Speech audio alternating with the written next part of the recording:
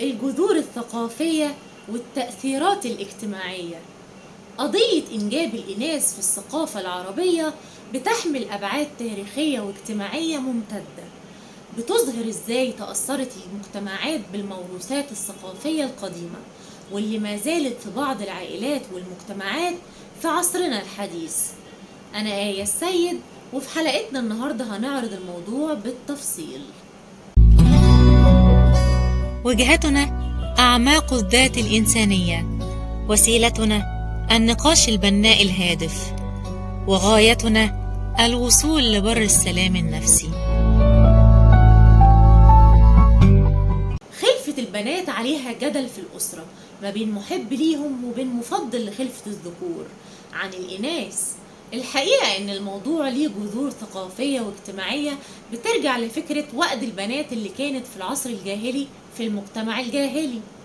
كانت ولادة الأنثى بتعتبر عار يتخاف منه، حتى إن بعض القبائل كانت بتمارس وأد البنات، أي دفنهن أحياء. والسلوك ده كان له أسباب كتير، زي الخوف من العار، لأن كان بينظر إلى الأنثى كعبء اجتماعي ممكن إنه يجلب العار للأسرة. كمان القلق الاقتصادي، نظرا لضعف الموارد الاقتصادية كانت الأسر بترى أن الإناث لا يسهم في الإنتاج والعمل زي الذكور. كمان نذير شؤم، اعتبرت ولادة البنات نذير للمشكلات أو المصائب في بعض المعتقدات، إلى أن جاء الإسلام وغير المفاهيم.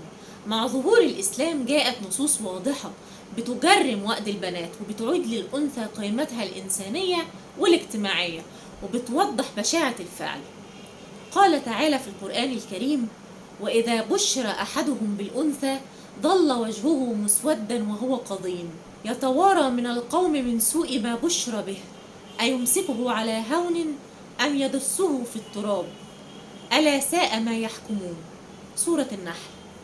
وفي سورة التكوير قال الله تعالى: وإذا الموءودة سئلت بأي ذنب قتلت. صدق الله العظيم. الآيات الكريمة بتظهر مدى بشاعة الجريمة اللي كانت بترتكب في حق البنات، وإزاي إنها كانت بتعكس جهل وظلم كبير.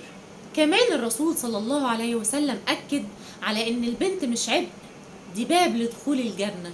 قال الرسول صلى الله عليه وسلم: من ولدت له ابنة فلم يئدها ولم يهنها ولم يؤثر ولده عليها، يعني ذكر، أدخله الله بها الجنة. صدق رسول الله صلى الله عليه وسلم. أما عن إنجاب البنات في الفكر العربي الحديث، رغم مرور الزمن استمرت بعض الموروثات القديمة في التأثير على المجتمعات العربية، خاصة في المناطق الريفية أو على الأقل في مستوى التعليم. وفي بعض الأسر بيعتبر إنجاب الإناث أمر مقبول، لكنه يظل أقل أهمية مقارنة بإنجاب الذكور. كمان الخلافات الزوجية، بعض الأزواج بيلوموا زوجاتهم على إنجاب الإناث، معتقدين خطأ إن المرأة هي المسؤولة عن تحديد جنس المولود. وفي بعض الحالات بيمارس ضغط من أهل الزوج للزواج مرة تانية أو محاولة الإنجاب تاني للحصول على ولد مش بنت، وده ليه انعكاسات نفسية واجتماعية على الزوجة، لأنها بتشعر بالذنب أو الضغط بسبب لومها على إنجاب البنات، رغم إن المسؤولية علميا تقع على الرجل. كمان على الأطفال، بتتأثر البنات نفسيا لو لاحظوا تفضيلا للذكور داخل الأسرة، وده بيؤدي إلى شعورهن بالدونية. وهنوضح ده بشكل واسع في الحلقة الجاية عن التمييز بين الذكور والإناث في الأسرة. طب إيه الأخطاء الشائعة في فهم إنجاب الإناث؟ أول وأكبر خطأ هو تحميل المرأة مسؤولية جنس المولود. زي ما قلنا من شوية، بيعتقد البعض إن المرأة هي المتحكمة في تحديد جنس الجنين، وده اعتقاد خاطئ تماما علميا. والحقيقة إن جنس المولود بيعتمد على نوع الكروموسوم اللي بيحمله الحيوان المنوي. الكروموسوم إكس من الأب بيحدد إنجاب أنثى، لكن الكروموسوم واي من الأب بيحدد إنجاب ذكر، وده لأن الأنثى البويضة بتحمل كروموسوم إكس فقط، ففي كل الأحوال هي هتعطي كروموسوم إكس. يبقى العامل الفعال دلوقتي في تحديد نوع الجنين هو الذكر، لأنه بيحمل نوعين مختلفين من الكروموسومات وهما إكس وواي.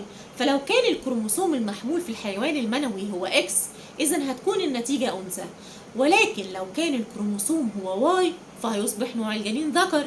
يبقى نستنتج سوا بكل بساطة إن الستات ملهاش علاقة تماما عن فكرة أصل دي خلفتها بنات. كمان خطأ شائع وهو اعتبار البنات عبئا اقتصاديا. في بعض المناطق ما زالت البنات بينظر إليهن كعبء بسبب المهر والتكاليف المرتبطة بالزواج، وده بيعكس بقايا الفكر القديم. خلينا ناخد مثال على المشكلة والحل. أسرة مكونة من 3 بنات بس بيواجهوا ضغوط شديدة من العائلة لإنجاب ذكر. الزوجة حست بالإحباط والتوتر بسبب اتهامها بأنها سبب عدم وجود وارث لهم، والزوج حس إنه محتاج يتجوز عليها عشان يخلف الولد.